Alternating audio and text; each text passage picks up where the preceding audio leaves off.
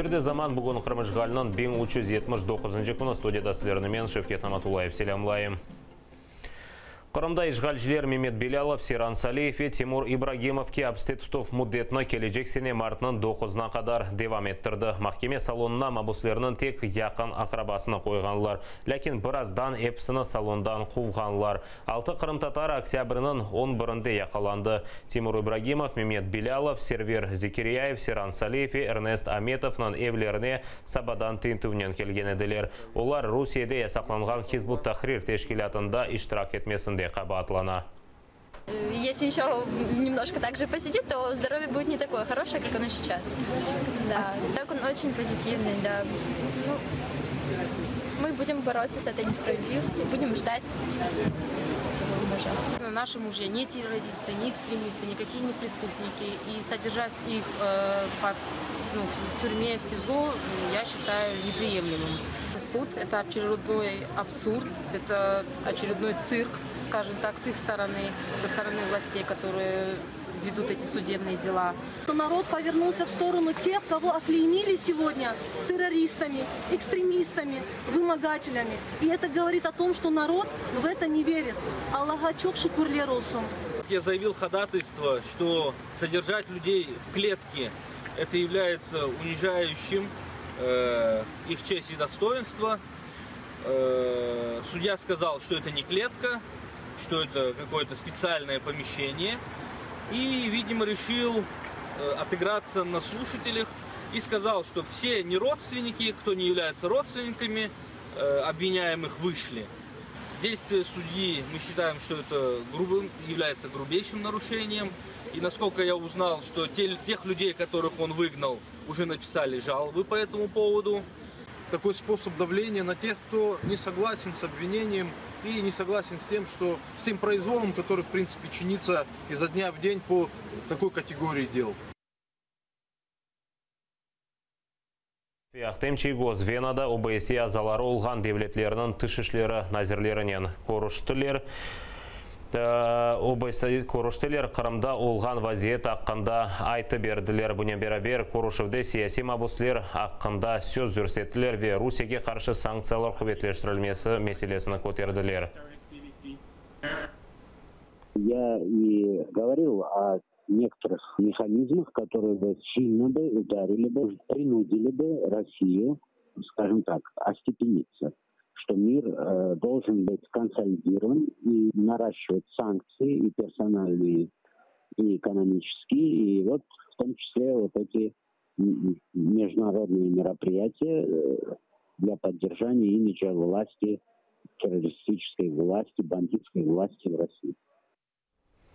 Елімей Умеров яқтем чейгоз Русия президентінің мемуриетінен махкемелешежек оларыны насыл қарар есасында азат етіп Қырымдан шығарғанларыны аққында талап етежеклер. Бұл ақта адвокат Николай Полозов білдірді. О айтқанына көре Умеров ве чейгоз азат етілгені вақыт оларға ичбір весиқа берілмеген. Олар Түркияге теслим етілгенінден сон адвокатлар себеплеріні аңлатмаға талап етті. Ләкин Русия президентінің мемуриетінден келген жевапта оларының афу етілі ферманы гизленгені білдіріле.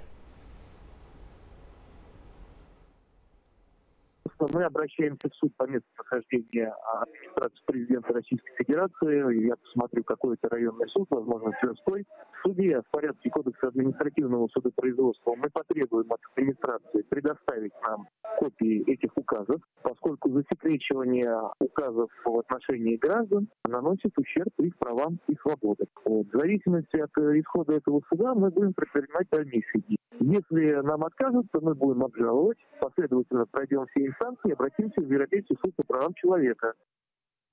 Қырымда Қырым татарлары ишғалжа кеметі оғынды имайесіздір. Бұл ақта Русия адвокаты Марк Фейген білдірді. Ерлі бірқач адвокат Қырым татарларының ақларыны бозған махкеме даваларының эксериетін өз бойына алмаға мечбур. Русия адвокатлары Қырымда чалышмақ үшін Москвадан келмеге мечбурлар бойсе халқара құқық жеттен яңлыш сайла. Ишғалжа кемет имайеджілер аз олсын деп ерше япадей. При, так сказать, громко кого-то деле, да, там, как дело там, того же Ильми Умерова, это можно делать, так сказать, привлекая внимание общественности, поскольку у него бэкграунд другой, все-таки 25 лет был чиновник, депутат и так далее. А там люди попроще сейчас остались. И репрессии по отношению к ним, они имеют хорошую перспективу с точки зрения ФСБ. Құрылтайының 100 жылы кечміші бүгіні бе кележегі адлы халқара ilmi конференция Киевде кечірілі. Тедбірні Меджлис Қырым студиялары ilmi мерkezінің ярдымы еле тешкіл етті. Қырым тарихынан сияси ве ұқуқи тарафлары бақыла. Мерасимде дүнияның фарқлы көшілерінден келген Қырым татарлары иштирак етті. Чем больше говорится на таком высоком уровне, тем мировая общественность имеет больше информации. И когда мировая общественность видит, что в Украине крымско-татарский народ признается и проводит свои мероприятия на самом высоком уровне, это транслируется в мир, это формируется какая-то опиния, да, в мире. И поэтому это очень важно. Українці в основній своїй масі відкрили кримських татар для себе 3-4 роки тому, коли сталася окупація, анексія. І це не, я не обвинувачую в цьому самих українців. Це помилки політиків.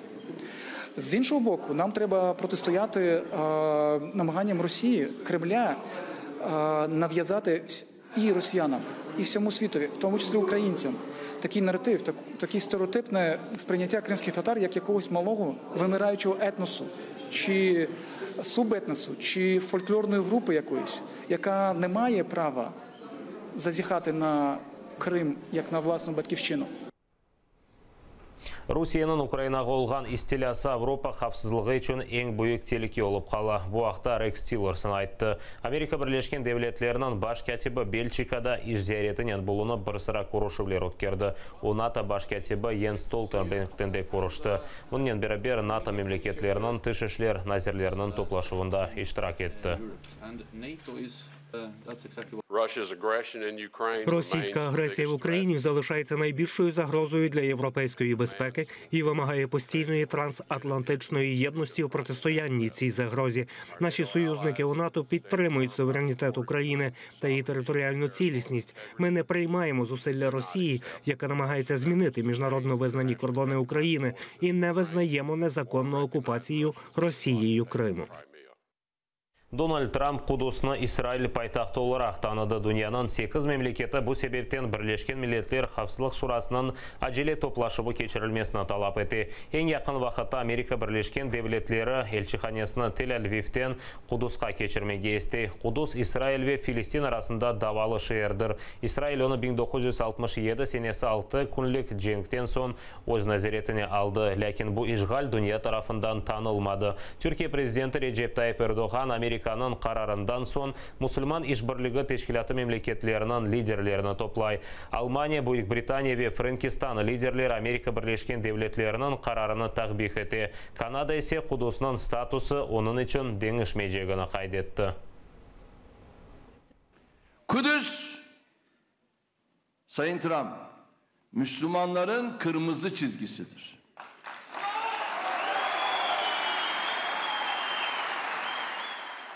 İsrail'e destek mahiyetinde böyle bir kararın alınması sadece uluslararası hukukun ihlali değil, aynı zamanda insanlık vicdanına da vurulmuş ağır bir darbedir.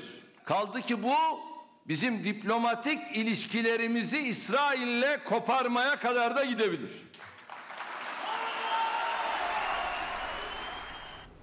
Хамас филистинлеріні исянға чағыра. Жұма күнінден башлап, әрекет елбашысы Израильге қаршылық көстермеге ишандыра. فليكن غدا 8/12/2017 يوم غضب وبداية تحرك واسع لانتفاضة أسميها انتفاضة حرية القدس والضفة.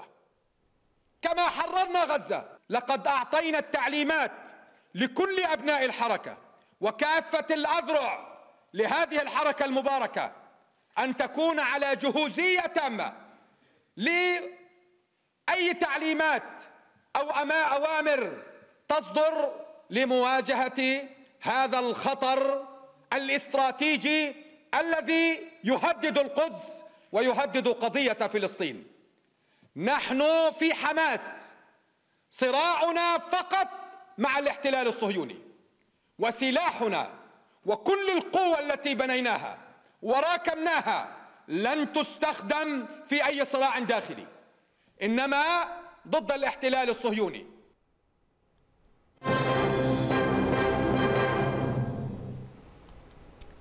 Мейдан радиосы «Спутник» вастасынен бутон Қырымда яйынлайжақ бөле қарарына телевидение ве радио яйынлануы ишлерінде милли рада қабыл етті. Мейдан радиосы Астра 4А спутникінде олажақ спутник тюнерден бағлы олған әрбір телевизорда Мейдан радиосын діңлемек мүмкін олажақтыр.